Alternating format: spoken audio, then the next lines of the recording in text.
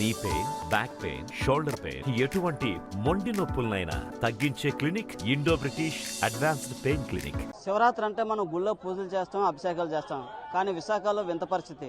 జ్ఞానాపురం శ్మశాన వాటికలో హెజ్రాలు అఘోరాలు వచ్చి మహాశివుడికి కుంభాభిషేకం, అభిషేకాలు చేస్తారు. అసలు ఏంటి ప్రత్యేకత? ఎందుకు ప్రతి ఏడాది ఇలాగే వీళ్ళు చేస్తారో కొంతమంది ఇక్కడ హెజ్రా నాయకులు ఉన్నారు, వారిని అడిగి తెలుసుకుందాం. అసలు పూర్తిగా చూడొచ్చు, పూర్తిగా ఇక్కడ పూజలు అయితే చేస్తున్న పరిస్థితి, ఎక్కడికక్కడ అలంకరించి దీపాలు వెలిగిస్తున్న పరిస్థితి అయితే మనం విజువల్స్ లో చూసే ప్రయత్నం అయితే చేద్దాం. పూర్తిగా చూడొచ్చు మనం విజువల్స్ లో. ఇక్కడ అభిషేకాలు కూడా ఉంటాయని వీళ్ళు చెప్తున్న పరిస్థితి ఉంది. పూర్తిగా సార్ ఏంటి ఈ ప్రత్యేకత? ప్రతి గుడిలో ప్రతి ఏరియాలో కూడా శివరాత్రి జాతర చేసుకుంటారు. తెల్లవారు తెలిగేసి ఉంటారు. ఆడ మగ సినిమాలకు వెళ్తారు, షికార్లకు వెళ్తారు, తెల్లవారు స్నానం చేస్తారు, శివయ్య గుడికి దర్శనం చేసుకుంటారు. అంతకుముందే శివయ్యకి అన్నీ జరిగిపోతే పంతులు గారు చేస్తారు. కానీ ఇదే శ్మశానంలో ఉండే ప్రతి శ్మశానంలో శివయ్య లేనిదే లేదు. ఏ శ్మశానంలో కూడా మనం ఖాళీ బూడిదంతా ఆయన ఇంటి మీద పడుతుంది, ఆయనకి ఎవరైనా స్నానం చేస్తున్నారా? లేదు.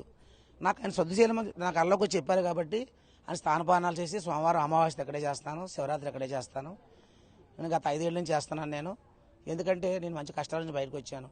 నా మీద కొన్ని దుశ్శక్తులు నేను ఎక్కడైతే ఎమ్మెల్యే అయిపోతానేమని, ఏ పార్టీ టికెట్ ఇస్తుందేమని నన్ను లోతుకు తొక్కేసి నన్ను చాలా కేసులు పెట్టి హింసించి ఆ బాధలు పెట్టారు. ఆ శివయ్య నాకు తోడుగా ఉన్నాడు. అందుకని శివయ్య వల్లే ఎవరైతే పెట్టారో కేసులు వాళ్ళే తీసుకున్నారు, వాళ్ళు నా చుట్టూ మళ్ళీ చేరారు. నా పిల్లలు వాళ్ళు నా పిల్లలండి. ఇజ్రాయల్ అనేది నా పిల్లలు. నేను ప్రెసిడెంట్ అనేది వాళ్ళందరూ ఉంటేనే ప్రెసిడెంట్ని, కానీ వాళ్ళు ఎవరు ప్రెసిడెంట్ కాదండి. నేను మామూలు మనిషినే. వాళ్ళు నన్ను ఆశించారు, నన్ను చాలా ప్రేమించారు, చాలా పూజించారు. నా భరోసాను పెట్టి చాలా ఇదిగా జనాలు సిటీలో తిరగడం జరిగింది. ఏ ప్రాబ్లం అయినా నా దగ్గరే. కానీ ఈరోజు ఎవరితోనైతే పెట్టించారు అదే నాయకులు, అదే నా పిల్లలందరూ నా చుట్టూ చేరుకున్నారు. అంతకంటే సంతోషం లేదు. కానీ శివయ్యకి నేను ఒకటే మాట ఇచ్చాను, నేను బతికినన్నాలు నువ్వు శివయ్యవో అఘోరవో నాకు తెలియదండి. నేను ఉన్నన్నాలు ఎన్నమ్మతలకు ఎలాగైతే 95 నుంచి 20 పూజలు చేస్తున్నానో మీకు అలాగే చేస్తాను అంత నాకు మాట్లాడడం జరిగింది. అంటే చాలా మంది రాత్రులు శ్మశానంలోకి రావాలంటేనే భయపడిపోతున్న పరిస్థితి. అలాంటిది మీరు ఈ టైంలోనే నగరం అంతా నిద్రపోతుంది, పూజలు చేస్తున్నారు. ఏ శ్మశానంలో ఎక్కడ ఉండవండి. అసలు మనిషి చేస్తే సైతాన్ కాదండి. మనిషి శరీరానికే సావు ఉంది కానీ ఆత్మ సావు లేదు. నేను నమ్మగల నిజాలు అవి. మీరు ఏ బైబిల్లో చూడండి, పురాణంలో చూడండి, లేదా క్రీస్తువులో చూడండి, అల్లాలో చూడండి. ఇది ఎవరికైనా ఓ మనిషి మట్టికి ఒడ్డుకే మట్టిలోకి వెళ్ళిపోద్ది, ఆత్మ ఏదో జీవులోకి వెళ్ళిపోద్ది తప్ప ఏది వేయాలి ఇక్కడ సృష్టిలో ఉండవండి. అదే ఉంటే ఈరోజు ఇంతమంది చాలామంది కాటికాపలు ఉన్నారు. ఈ పోలరాజాలు చాలామంది కుర్రలతో రాత్రి 2-3 వరకు ఉంటారు, ఇంటికి వెళ్తారు, స్నానాలు చేసి పడుకుంటారు. ఇప్పుడు నేను కూడా ఇంటికి వెళ్ళి పడుకుంటాను, తెల్లవారు స్నానానికి వెళ్తాను. మన వెనకాల దెయ్యాలు రావాలి కదా, ఏ దెయ్యాలు ఉండవు. కానీ సచిన వాళ్ళకి తోడుగా అతను వరం, ఆ వరాన్ని పెట్టి ఆయన ప్రతి శ్మశానాల్లో కూడా గర్భస్థానంలో ఆయన ఉంటాడు. ఆయన ముఖం చూసే మీరు మరణిస్తారు. ఎవరైనా లాస్ట్ చూసి ఆయన ముఖమే. మన వెనకాల 10 మంది వస్తారు, తలవరై పెట్టులు, చుట్టాలు, బంధువులు అందరూ వస్తారు. కానీ వాళ్ళు ఎంతవరకు వస్తారు? మనం ఖాళీ వరకు ఉంటారు, కప్పేడు వరకు ఉంటారు, తర్వాత ఎవరిగా వెళ్ళిపోతారు. చివరిలో చూసేది ఎవరిని? శివయ్య ముఖమే చూస్తాం. అది చూసిన తర్వాతే మన మరణం. అది చెప్పండి. అసలు ఏ పూజలు కార్యక్రమాలు చేస్తుంటారు? మీరేమిత్రులందరూ నమస్కారం అండి.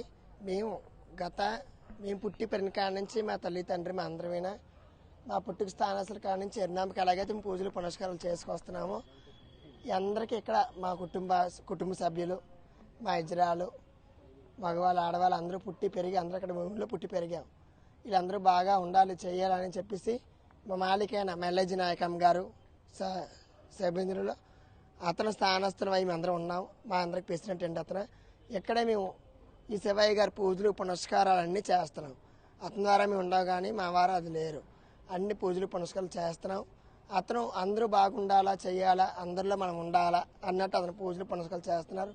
మాకు దయ్యాలు, భూతాలు, పిశాచులు అన్నీ మాకేం భయం అయితే మాకు లేదండి. మాకేది లేదు. కానీ మేము అందరూ బాగుండాలని పూజిస్తున్నాం.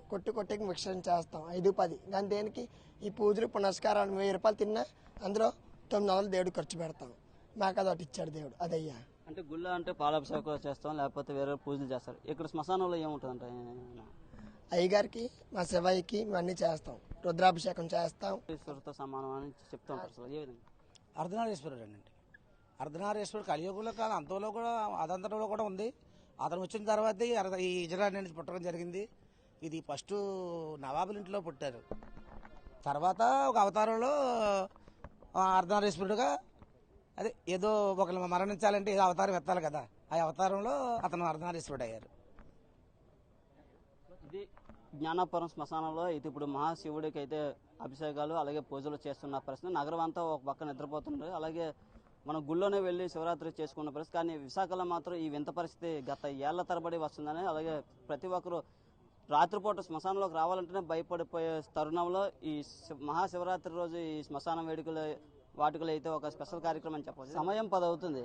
విశాఖ మహానగరం అంతా ప్రజలు నిద్రపోతున్న పరిస్థితి. ఇలాంటి పరిస్థితుల్లో శివరాత్రి రోజు శ్మశాన వాటికలో శివుడికి ప్రత్యేక పూజలు. అది ఎవరు అనుకుంటున్నారా? అఘోరాలు.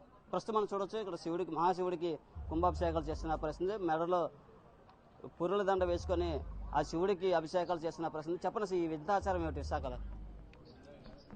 అంటే మీకు ఇంత ఆచారణ, మాకు ఇంత ఆచారణ ఏం లేదు. మేము ప్రతి ఏడు శివరాత్రికి శివుడికి చేస్తున్నదే. ప్రతి సంవత్సరం కూడా ఇలా శ్మశానం వద్ద వచ్చి మేము శివుడికి పూజలు, పునస్కారాలు, భజనలు, అన్ని కార్యక్రమాలు ఇక్కడ మీరు గుడిలో ఎలాగైతే చేస్తారో ఇక్కడ మేము అన్ని కార్యక్రమాలు కూడా అలాగే చేస్తాము. చెప్పండి సార్, ఈ శివరాత్రికి సందర్భంగా ఇలా ఈ శ్మశానంలో ఎందుకు, దీనికి చరిత్ర ఏమైనా ఉందా? శ్మశానంలో చరిత్ర అంటే మాకు శ్మశానంలోనే కూడా ఆ శివయ్య సాక్షాత్తంగా ఉన్నాడనే భావంతోనే మాత్రమే మేము ఇక్కడ భావిస్తూ మేము ఈ పూజలు చేస్తుంటాం. మీరు ఎక్కడి నుండి వస్తారు అసలు? ఎప్పుడు?